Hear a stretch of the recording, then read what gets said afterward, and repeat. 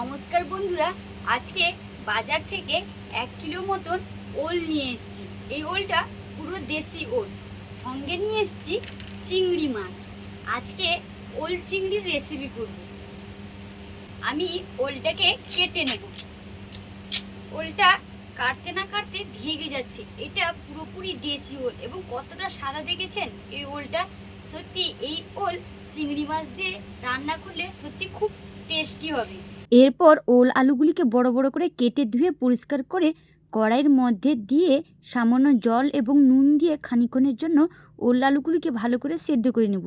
সেদ্ধ করার মাঝে আমি চিংড়ি মাছগুলিকে কেটে ধুয়ে পরিষ্কার করে নিয়েছি। এরপর ওল চিংড়ি করার জন্য লাগছে আদা কুচি, টমেটো কুচি, এছাড়াও পেঁয়াজ। ভালো করে সেটিকে পেস্ট করে আনবো।